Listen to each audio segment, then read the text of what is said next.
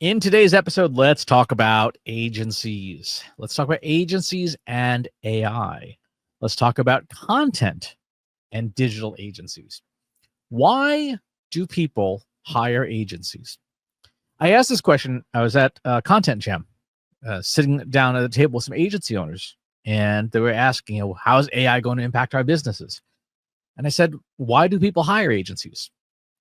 There's two basic reasons someone hires an agency. Number one, they need more brains, right? Their team does not have a certain set of skills that they desperately need, so they hire more brains. Or two, they need more hands. Maybe they have all the right people, but those people are overworked, right? They just don't have the bandwidth to get all the work done. So you bring in an agency as an extra set of hands to get stuff done. Both of these are excellent reasons to bring in outside help. And often the reason an agency is brought in is to do a little bit of both, right? To have a distinct outside perspective and to just lend a hand getting stuff done. When I talk to these agency owners, we're now talking dozens of them over the past 4 weeks, everyone's saying it's really a struggle right now to win business, to land business. Companies are pulling back, sales are slowing, pipelines are thinning. Why?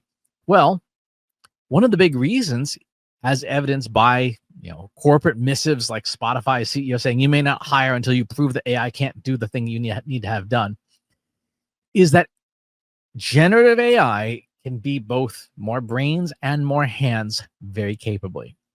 Generative AI can be more brains and more hands very capably, more so than an agency. So what should an agency do?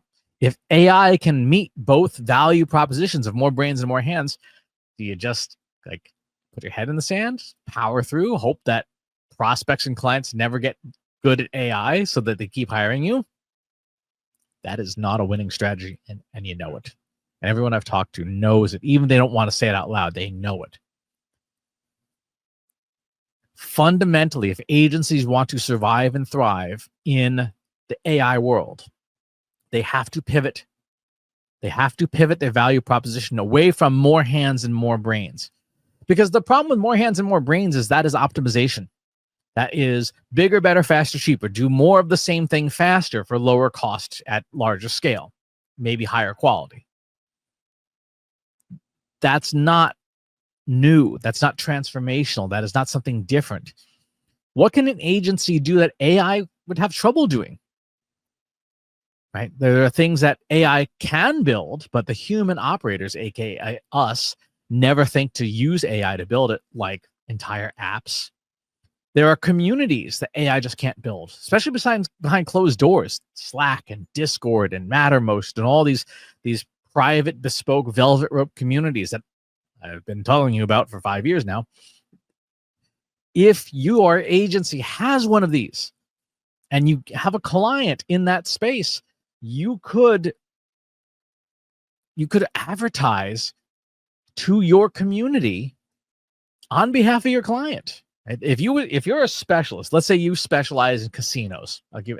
I'm making this up. And your client is casinos. You're an agency that does marketing for casinos, and you have the world's best poker playing community as just something that you run for fun, maybe under the brand of your agency, the poker elite or whatever.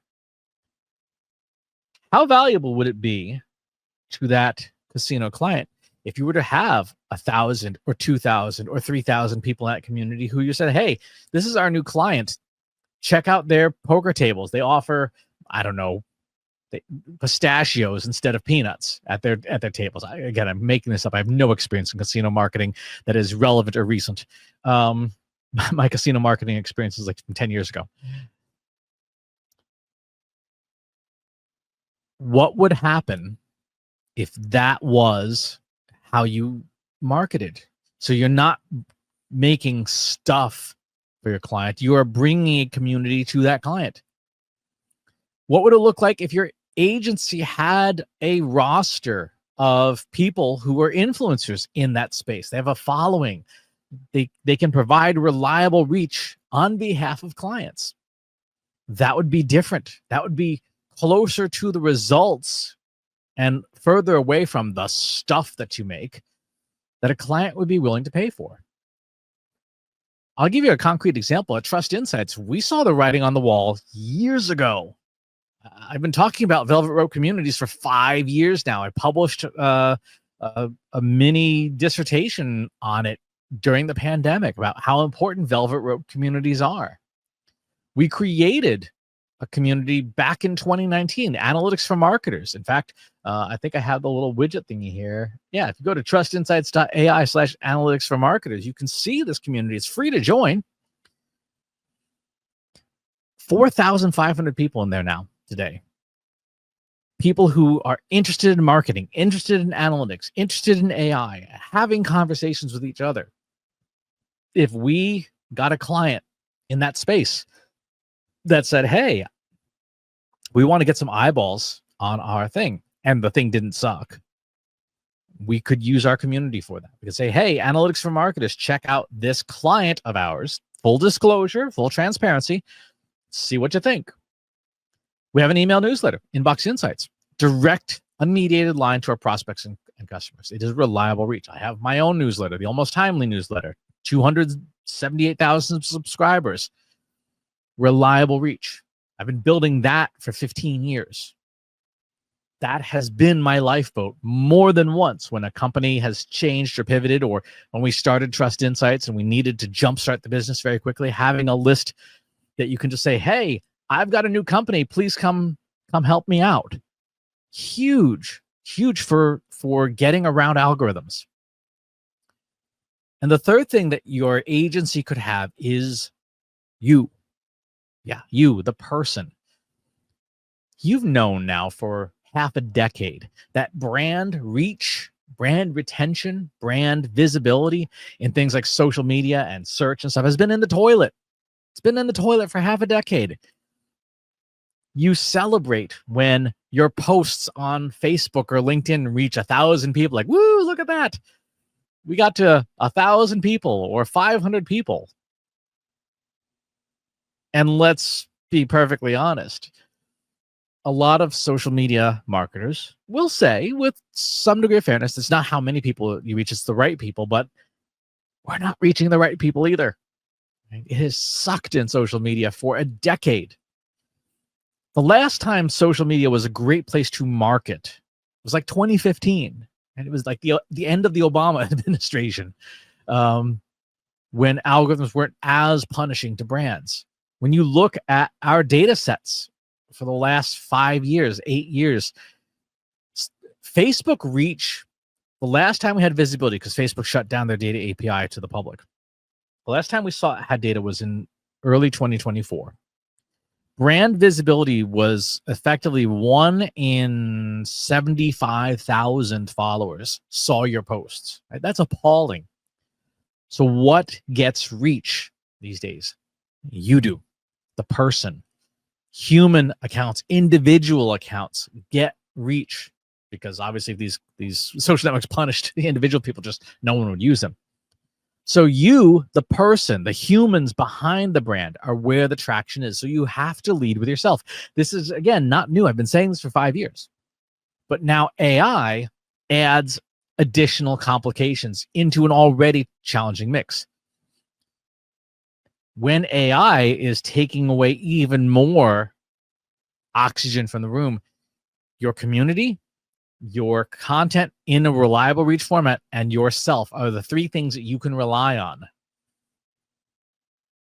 The reality is that agencies have sold successfully process-oriented value for a long time. Hey, we make stuff. Want to buy some stuff? We can make you blog posts and content and social media, this, and executive thought leadership stuff.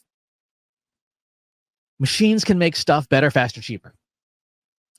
To stay competitive with machines, with AI, you have to pivot to selling performance, results, some kind of value that AI can't meet. AI can't put 5,000 people's attention on a thing. It's not something that a generative AI tool can do today.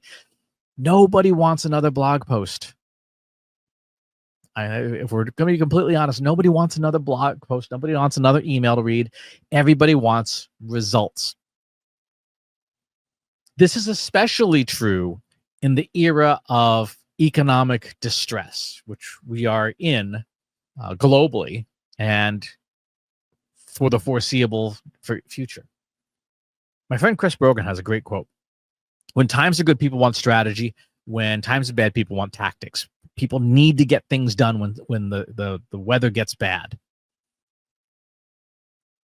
If you are still selling strategy, if you're still selling things that people can do when times are good and the times are not good, you're going to have trouble marketing. So what can you deliver that AI, even when you skillfully use it, what can you deliver that AI cannot? What have you got? That's how an agency is going to survive and thrive in the era of AI and wheel of tariffs and this and that and the other thing.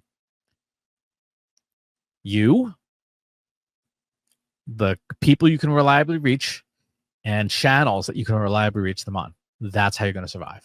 And that's the value you've got to be able to deliver to a client as well as for yourselves. That's going to do it for this episode. Thanks for tuning in. Talk to you on the next one. If you enjoyed this video, please hit the like button. Subscribe to my channel if you haven't already. And if you want to know when new videos are available, hit the bell button to be notified as soon as new content is live.